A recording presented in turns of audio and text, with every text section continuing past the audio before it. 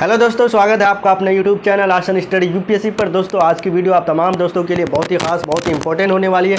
जैसे कि आप टाइटल और थंबनेल पर देख चुके हैं कि आपका भाई इस वीडियो पर किस टॉपिक पर बात करने वाले। जी हाँ दोस्तों, सबसे पहले एक इम्पोर्टेंट बात बताना चाहता हूँ कि जैसे आप लोग को मालूम होगा, हमने फेसबुक, इंस्टाग्राम, ट्विटर और व्हाट्सएप ग्रुप, टेलीग्राम चैनल, इनमें अपना जो पोस्ट होता है उसको पोस्ट कर दें। यानी आपका डेट 5 तारीख से बढ़ाकर 10 तारीख तक अप्लाई करने का दे दिया है। जैसे कि हमने कई वीडियो पर जिक्र किया था कि आप टेंशन मत लो, पूर्णिया यूनिवर्सिटी आपका अप्लाई डेट जरूर बढ़ाए, जो कि 4 बजे शाम में नोटिफिकेशन रिलीज कर दिया। हमने हर जगह पोस्ट भी कर दिया। चलिए, जो इम्पोर्टेंट बात है इस वीडियो पर किस किस टॉपिक को कवर करने वाले हैं। सबसे पहली जो सबसे ज़्यादा कमेंट आ रही है हमारी वीडियो पर, आप सभी का कमेंट फ़ोन करके बता रहे हैं कि पेमेंट कट गया, रिफ़ंड कौन करेगा, इसके बारे में। दूसरा, मेरिट लिस्ट कब आएगी। तीसरा, सबसे इंपॉर्टेंट बात है कि हमने कुछ गलत कर दिया, उसको सही कैसे करें। चौथा, सबसे इंपॉर्टेंट बात है कि हम फॉर्म फिल कर रहे हैं, you are not eligible for BA, you are not eligible for history, इस तरह का कुछ मैसेज आ रहा है। ये क्यों आ रहा है, इसका समस्या जो है समाधान कैसे होगा। उसके बाद सबसे 5वां इंपॉर्टेंट पॉइंट बात करेंगे कि आपको ग्रेस मार्क्स मिला है। उस ग्रेस मार्क्स को जब आप ऐड कर रहे हो, आपके सामने एक मैसेज आ रहा है, क्या, your marks is not same, इस तरह का नोटिफिकेशन आ रहा है। अगर आप जैसे आप इंटर की हो, इंटर में हिस्ट्री, ज्योग्राफी, अगर आप ISC की हो यानी साइंस से की हो, साइंस में किसी भी सब्जेक्ट में अगर आप, जैसे होता है कि ग्रेस मार्क्स किस बेस पर मिलता है, आपको मालूम होगा। अगर आप फर्स्ट डिवीजन से 2-3 नंबर छूट रहे हैं तो आपको 2 नंबर 3 नंबर ऐड कर देगा। अगर आप जैसे साइंस में मैथ में फेल हो रहे हैं, अगर 27 नंबर 3 नंबर आपको मैथ में दे दिया। इस तरह का ग्रेस नंबर को कैसे ऐड करें। अगर आपको टोटल मार्क्स अगर आप 298 नंबर लाए हैं तो आपको 2 नंबर जोड़ के 300 पुरा दिया। उस ग्रेस मार्क्स को कैसे ऐड करें कि आपको ये मैसेज नहीं आएगा, your marks is not same. जैसे आपने 12th का रोल नंबर, उसके बाद किस ईयर से पास किए, कितना नंबर है टोटल, वो लिख दिए। जब आप अपना सब्जेक्ट वाइज नंबर ऐड करते हो तो आप जब फिर कंटिन्यू मारते हो, सेव कंटिन्यू, तो उस पर आपको एक मैसेज आता है, यू आर नॉट सेम। इसको कैसे आप दूर करें, इस समस्या को, इसके बारे में इस वीडियो पर बात करेंगे। सबसे पहले मैं आपको बता देता हूँ कि आप इस तरह का अपडेट पाने के लिए आपका भाई जो आपको देगा, अगर आप चाहते हैं कि आपको जो भी न्यूज़ मिलता रहे हरदम अपडेट, सबसे पहले पूर्णिया यूनिवर्सिटी का, तो भाई का चैनल अभी तक सब्सक्राइब नहीं किए, यानी जो लाल कलर में सब्सक्राइब लिखा हुआ है उसको आप दबा के ब्लैक कर दीजिए। उसके बाद जो घंटी दबा हुआ है उसको ऑल नोटिफिकेशन पर कर दीजिएगा, उसको प्रेस कीजिएगा। वहाँ 3 ऑप्शन आएगा, सबसे पहले ऑल नोटिफिकेशन पर कर दीजिएगा। किसी तरह का भी अपडेट हम यूट्यूब पर कोई भी वीडियो डालें तो आपको मिल जाएगा, ताकि आप अपनी जो समस्या है उसको दूर कर दें। समझ रहे। उसके बाद मैं लास्ट में आपको अपना WhatsApp number, Facebook, Instagram, Twitter, Telegram channel, Telegram group का लिंक दे दूंगा, कहां से आप ज्वाइन कीजिएगा वो बता दूंगा। चलिए, सबसे सीरियस टॉपिक पर बात करने वाले हैं। पेमेंट कट गया, उनका जो समस्या है, जो रिफंड है, यानी आपको पेमेंट कटने के बाद रिसीविंग नहीं मिला, यानी आपके खाता से वो पेमेंट, आपका जो अकाउंट में नंबर, ये पैसा था उस कट गया पर आपको रिसीविंग नहीं मिला। ये क्यों होता है, इसके बारे में बात करेंगे। इसका समस्या क्या। सबसे पहले आपको क्या करना, अपने बैंक पर बात करना, यानी आपने रिसीविंग किया, मतलब आपको रिसीविंग नहीं मिला, पेमेंट कट गया, तो बैंक में बात की है। बैंक अगर आपको कहती है कि यहाँ से पूरी तरह आपका जो भी है वो सॉल्व हो गया, यानी सबसे पहले मैं आपको सजेस्ट करूँगी UPI से पेमेंट कीजिए। और आपका जो भी पेमेंट करते वक्त आप किसी तरह का भी बैक प्रेस बटन नहीं दबाएंगे। अगर नहीं दबाए हैं तो आपका पेमेंट सक्सेसफुली 110% होगा। आपने कुछ ना कुछ नेट वगैरह इशू रहता तो उसमें भी पेमेंट फंस जाता। तो आपको क्या करना है, सबसे बैंक वाले से आप कांटेक्ट करें। कांटेक्ट करने के बाद अगर वो नहीं मानती है तो आपके बारे में हमने पूर्णिया यूनिवर्सिटी में इसके बारे में एप्लीकेशन छात्र नेताओं से बात करें डाल दी है कि ये जो समस्या हो रही पेमेंट के बारे में, वो छात्र कैसे सही करेंगे।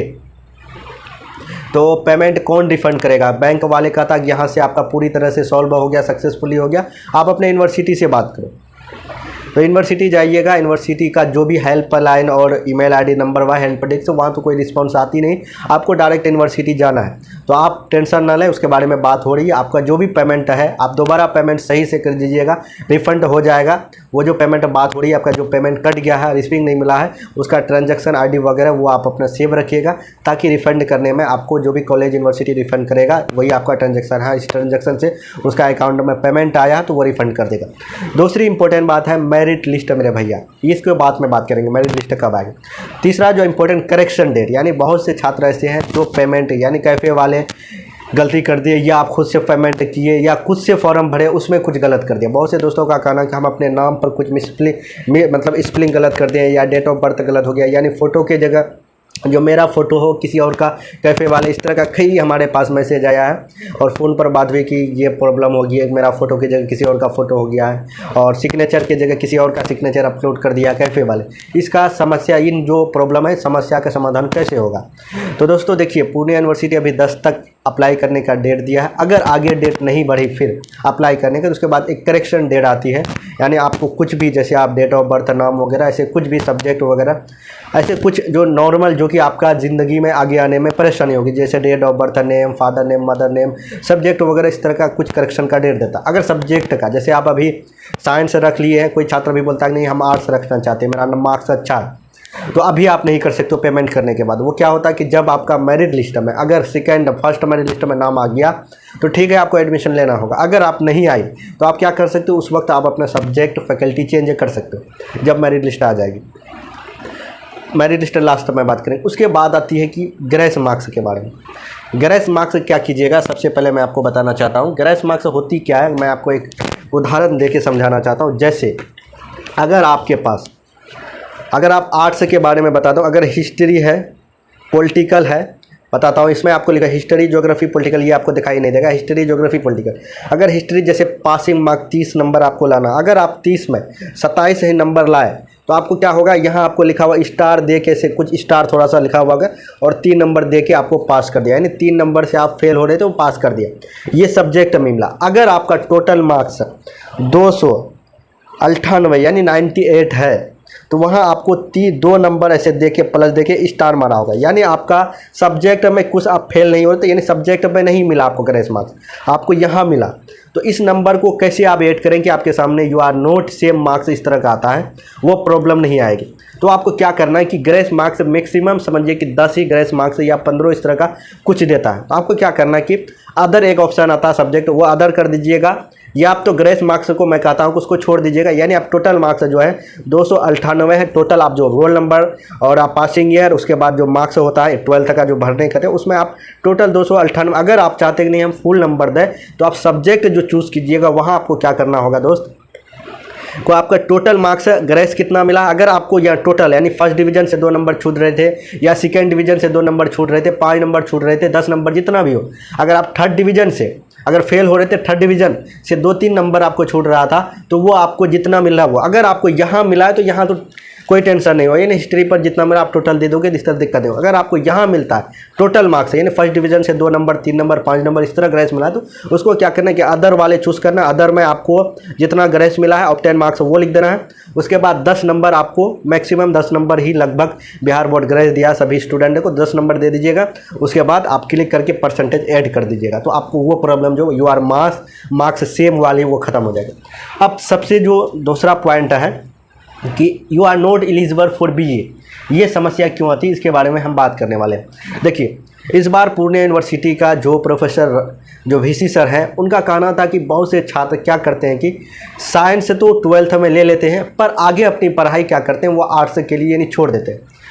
तो ऐसे छात्र को मौका दिया जो साइंस में अच्छे मार्क्स अचीव किए, यानी लगभग 60+ से अचीव, या 80 समझिए, सॉरी बोले 58 इस तरह का कुछ मार्क्स, यानी 58%, 58%, 60%, 70%, इस तरह का कोई छात्र कॉमर्स में या साइंस में, इस तरह का कोई छात्र किए हैं, मार्क्स अचीव किए हैं 12th में, उनको मौका देता है कि आप बीए कर सकते हो, यानी अदर फैकल्टी पर जा सकते हो। जो समझिए कि 55%, 50%, 45%, 35%, यानी सेकेंड डिवीजन से भी कम अच्छा मार्क्स नहीं लाए हैं, तो उन छात्रों को मौका नहीं दिया। उनका कहना है कि आप क्या करो कि आप जो भी सब्जेक्ट यानी साइंस को, तो साइंस का ही पढ़ाई करो। बहुत से छात्रों का क्या हो रहा है कि आप फिजिक्स ले रहे हो तो उसमें लिखा हो रहा है, यानी अगर जोलॉजी, बॉटनी वगैरह ले तो you are not eligible for. उसमें क्या होना चाहिए, आप जो भी ऑनर्स पेपर, वो आर्ट्स वाले के छात्र भी वही होगा। अगर आर्ट्स के छात्र, अगर आप चाहते हो कि आप हिस्ट्री लो, यानी आप हिस्ट्री में ऑनर्स करना चाहते हो, तो हिस्ट्री में लगभग आपका 45% मार्क्स होना चाहिए जो ऑनर्स पेपर रखिए। अगर उसमें 40%, 42, 44 है तो आप नहीं रख सकते। अदर सब्जेक्ट जिसमें आपका ज़्यादा मार्क्स हो उसको रखो। जो भी ऑनर्स पेपर रखना चाहते हैं उसमें आपका मार्क्स होना चाहिए लगभग 45%। वो कोई भी अदर मतलब आप हो, अगर आप साइंस के स्टूडेंट, साइंस में अगर आप जोलॉजी, बॉटनी रखना चाहते, यानी आपका बायोलॉजी में लगभग 50+ मार्क्स होना चाहिए। ऐसे भी छात्र हैं जिनका कहना है कि हमको ये प्रॉब्लम हो रही है कि हम जनरल क्या होता है, जनरल पर अप्लाई कर दें। यानी हम 3rd डिवीज़न है, कम मार्क्स है, मेरा बीए ऑनर्स हो ही नहीं रहा, कोई भी सब्जेक्ट में एलिजिबल नहीं बता रहे, तो जनरल के बारे में बता दें। देखिए मेरे दोस्त, ऑनर्स जनरल, ऑनर का मतलब एक ऑनर समझिए, ऑनर कोई चीज़ का मालिक हो गया। यानी अगर आप हिस्ट्री ऑनर से कीजिएगा तो उसके बारे में आपको बहुत ही डीपली नॉलेज, यानी आप उसके बारे में विद्वान कह जाइएगा। जैसे आप यहाँ हिस्ट्री में एक बुक पढ़ते हो, चैप्टर वाइज थोड़ा चैप्टर होता है, गांधीवाद, यूरोप, राष्ट्रवाद, 10th में आगे जाओगे तो वही चैप्टर थोड़ा बड़ा हो जाएगा। अब ग्रेजुएशन आ रहा है, पार्ट 1 में जैसे एक बुक पढ़े प्राचीन इतिहास, आधुनिक इतिहास, उसी तरह आगे चले जाओगे पार्ट 3rd में तो उसका जो एक चैप्टर में होगा मार्क्सवाद, गांधीवाद, ये जो होगा, ये सब चैप्टर जो होगा उसका एक बुक ही आपको पढ़ना होगा। यानी टोटल आपको एक ही बुक को लास्ट में पढ़ना होता है ग्रेजुएशन। अब जनरल में क्या हो गया, आपका 2 डिसिप्लिन बुक हो जाएगा, यानी आपको एक से बुक अधिक। यानी ऐसे छात्र जिनको एक सब्जेक्ट पढ़ने में बोरिंग लगता है तो वो या तो 1st डिवीज़न हो, 2nd डिवीज़न, 3rd हो, जनरल दोनों, जो बीए जनरल को बीए प्रोग्राम भी बोला जाता है, तो आप कर सकते हो बीए जनरल। बीए जनरल में अभी आपको सब्जेक्ट चूज़ करने नहीं देता, उसमें सिर्फ बीए जनरल कीजिए, बाकी आपका जिस कॉलेज में सिलेक्शन होगा उसमें जो भी सीट होगा उसमें आपको एडमिशन जो भी सब्जेक्ट रखना चाहते हैं पूछिएगा, रहेगा तो उसमें आपका अप्लाई हो जाएगा। आपको इतना भी समझ में आ गया। अब मेरिट लिस्ट की बात आती है, सबसे इम्पोर्टेंट बात, मेरिट लिस्ट कब आएगी, ये बहुत से छात्र परेशान है। मेरिट लिस्ट होगी या एंट्रेंस होगी, बहुत से दोस्तों का भी ये कहना है। देखिए अभी लगभग समझिए कि अब मैं जो चांस ले रहा हूँ कि समझिए कि आपका 35% एंट्रेंस, बाकी जितना परसेंट समझ जाइए आपका मेरिट, यानी आपका 12th में जो मार्क्स है उसके हिसाब से आपका एडमिशन होगा। मेरिट लिस्ट कब आएगी, जैसे आपको मालूम होगा कि अभी 10 अक्टूबर तक अप्लाई डेट, यानी पार्ट 1 का सभी कोर्सेज बीसीए, बीए यानी वोकेशनल और ग्रेजुएशन। मैं बता दूं, ऐसे भी छात्र का कमेंट आ रहा है कि हम मेरा कैफ़े वाले हम बीकॉम करना चाहते थे पर हमारे कर दिया वो बीसीए, तो क्या कीजिएगा, वहाँ एक ग्रेजुएशन होता है, एक नीचे वोकेशनल। अगर आपका वोकेशनल कर दिया तो आप बीए के लिए यानी बीकॉम के लिए कोई भी कोर्स है, दोनों में अप्लाई कर सकते हैं, एक छात्र दोनों में, उसके लिए अलग अलग पेमेंट कटेगा, ये नहीं कि आपको 6 समय ही दोनों हो जाए। ग्रेजुएशन में कर दिए, ऐसे छात्र लग रहा है कि मेरा कम मार्क्स है तो हम वोकेशनल के लिए अप्लाई कर सकते हैं। आपको जिसमें सिलेक्शन हो एडमिशन लो, किसी एक में ही आपको एडमिशन लेना होगा। तो मेरिट लिस्ट कब आएगी, मेरिट लिस्ट आपका जब पूरी तरह से हमारी ये जो है आपका अप्लाई वगैरह समाप्त हो जाएगा, करेक्शन डेट आएगा, जब आप करेक्शन कर दोगे उसके बाद एक नोटिफिकेशन आएगा, एक नोटिस आएगी कि फला दिन से पार्ट 1 यानी अप्लाई किए थे उन छात्रों का मेरिट लिस्ट आएगा, या फला दिन से उन छात्रों का एडमिट कार्ड रिलीज होगा। आपको सेंटर वगैरह के बारे में इस तरह का नोटिफिकेशन आएगी। ये कब आएगी, 10 अक्टूबर। अगर डेट नहीं बढ़ा उसके 2-3 दिन बाद नोटिफिकेशन आएगी।